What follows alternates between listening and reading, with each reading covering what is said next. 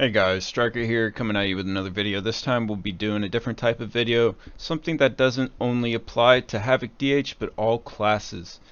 For M+, this is a video about 5 easy things you can do to instantly improve your gameplay and chest more keys. So number 1, the reason for this video in the first place is because my boy Pup Tarts 3 days ago, I've been talking to him on my momentum guide through comments. He was wondering if I had any tips for higher keys, like for pugs, and he mentioned that he was having trouble kicking mobs, and he's pushing into higher end of Mythic Plus, the 18s to 20s. He's been mentioning that they're wiping a lot because missed kicks, and he's not paying attention to people's utility. And so as soon as I saw the kicks thing, I was like, oh, either this guy doesn't have a focus kick macro, or he's not talking to his teammates before the key, or maybe they don't even have an auto marker. All those things are incredibly helpful, especially for a pug group, right? And so told him that a day or two ago, and then he just responded 16 hours ago, and he's like, yeah, that just made everything way easier, the focus kick macro. And he's wondering about the auto marker situation, like just taking a, we'll get into it later, but yeah, that's how it got into the auto marker weak aura. So that kind of segues into the first two topics. Number one, obviously, if you're a DPS or if you're like an Arsham or a preservation evoker, everyone should have a focus kick macro. If you don't, then you are severely hindering your own gameplay for practically no reason at all. So with this, you get to save potentially mini globals in the way that you do a super big pull, right? There's like 50,000 nameplates, and then the tank says, hey, can you kick that? And you're like, oh god, and you're scrambling around, and you're not even doing any of your damaging abilities, and then during all that, you're trying to click on that nameplate, right? In time to actually interrupt the ability. And I have found, at least with me in the past, that it doesn't always happen getting there in time. And some of these casts interrupt are extremely important, and it's the difference between life and death, right? And so that is what's so great about setting up a focus kick macro. Another thing in the same vein that I would suggest here is setting up a quick keybind for just slash focus on your target. So that's what I have down here. My Shift A is just whatever I'm targeting, that's my new focus, and then Shift S is my actual focus interrupt keybind. It is a huge game changer, and I have like evidence from just other viewers like you. They let me know. Alright, number 2 is also centered around kicks. It's something that makes kicks easier, especially for pugs. A weak aura called Auto Marker for Mythic Plus dungeons. And a link to that weak aura is in the description below. But essentially, I will show you here a key that I recorded some time back on what it does, what it actually does. See? So usually tanks have this downloaded, so if you're a tank, 100% download this right away if you're not using it. But you can see here, the tank didn't mark all these mobs manually. It's a weak aura, right? Basically, what you can do as a DPS or tank or anyone with an interrupt is, in pugs, is just call a marker for the whole dungeon that you will interrupt on first, right? So I'll say before a dungeon starts, I got purple marker for the dungeon on interrupts first. And so any mob that is marked with purple marker, they know that I'm the first to interrupt on that mob, no matter what. That prevents overlapping interrupts and just overall way better CC, right? You just know what to expect without having to say a single word. And that's all there really is to say about it, honestly. I mean, I think anyone can see the obvious benefit to that, right? Alright, so, number 3. Use your utility. Please just use your utility. I see, like, I'll do alt keys and see so many players just not using what they have available. And it costs nothing to use it either. Like, maybe a global, but to make the healers or tanks' life easier, the cost benefit is obviously in the favor of the benefit, right? For example, you know, before the key starts, what I like to do as a demon hunter, but this could also apply to maybe if you're a DPS warrior or even prot warrior, just a warrior, or, you know, maybe if you're a rogue, asking when your tank or your healer wants a specific party-wide utility CD, you know. So like as a demon hunter, I always ask before key starts, hey healer, do you know when you're going to want my darknesses? Because all I'm thinking there is like, I don't want to overlap a darkness with the healer's big healing CDs, right? Because then we get no value, and then maybe we die to the next major mechanic, right? And the healer has nothing for it, and I can't help. When I have a really good cooldown that can make the pull completely different. Or if you're a rogue, you should definitely be asking like, hey tank, do you plan on using Shroud anywhere in this key? Instead of having to spend time typing it out like right before the tank wants it done, and the rogue didn't know that and he's not prepared for it, and then maybe someone else in the group didn't know that they were planning on doing Shroud, so they ran up, but then maybe they butt pulled something. Like that happens a lot in Ruby life pools actually. Just getting that set in stone before you ever actually even do the key is a huge time save and a huge life saver. So yeah, just look into that. And same thing goes for lusts too. You should be asking your tank with his specific route where he likes to use lusts. That way there's no ambiguity when the part comes up, and you don't have like the lust player saying, Mr. Tank, are we you know, are we lusting here? Are we lusting here?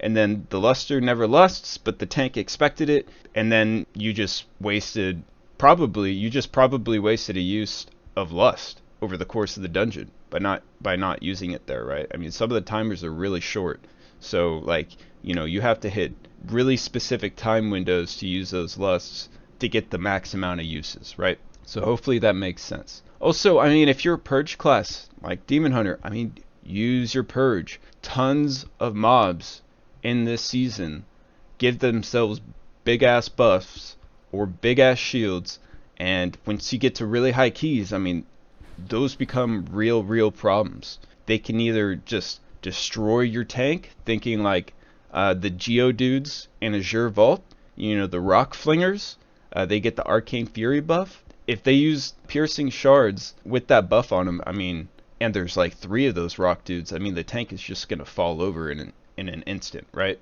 Same thing, like purge the buff off the Cinder Weavers that they give to themselves, so those Cinder Bolts aren't just ramming all your DPS. And then, but you have a mage in your group, just also, like as a demon hunter, I'll try to confirm with them, just be like, hey, the Arcane Fury buff on the Geodudes that they give themselves, you're going to want to spell steal that, right? So you get a damage boost from it. Or like, you know, maybe like shields that mobs put on themselves to, you know, a shield health thing. Does the mage plan on taking that from them? So that way I don't have to remove a buff that could have potentially gone on our DPS mage. So it's a small optimization thing, but can make a huge difference. So number 4, and this kind of goes into point 3, is ask your tank for the route.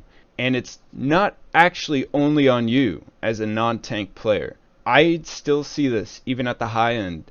Tanks saying nothing before the key starts, nothing at all, never linking a route or anything, and just wants to send it, you know, just do the dungeon. And to be fair, there are some dungeons that you can not even post a route for, and everyone will know exactly what's to be expected, what's going to be pulled and when, right? Thinking like TJS, you know, Temple of the Jade Serpent, there's really not too much variation there. There's about 2 different things you can do in that whole dungeon, and that's about it. Except for pull order or size of pulls. So if that is the case, I mean, you know, even for that, you should just link a route so people know, right? They know what to expect. Not only does it help your DPS with planning out their DPS CDs and knowing when lust is about to happen or big pulls are about to happen, but also your healer's going to know when all that happens, so he can accurately plan his healing CDs and keep you guys alive. It's incredibly important. So make sure you're asking the tank for his route. Number 5, how to find the correct talents to use for your specific key that you're about to do and your specific comp. If you guys aren't doing this already, I really hope you are. You need to go on Raider.io and find out what the best players for your spec are running for a specific key, right? In that given week, your current week, right? Tons of times, like say, I did a couple 23 RLPs last night, tried them. What I did was go to the Mythic Plus class rules slash leaderboards, and I selected my spec, and then I went down to these top guys, and I took a look at what they were running for it, right? So you go to their IO page, find a key that they did this week, and then you click on this, and then you just open their talent calculator. And then you can take a look and decide if that's the right build for you and get some ideas. Don't just go in there winging it and thinking you know everything about your class already. I mean, there can be tons of variations, and there can be tons of reasons why they might change up, you know, maybe some of these utility talents or some of the DPS talents. I still see some new builds, some new variations every single day. You know, there's tons of edge cases and niche uses for talents and for comps too. Like there's tons of variables you got to consider for each dungeon and what build you're going to run.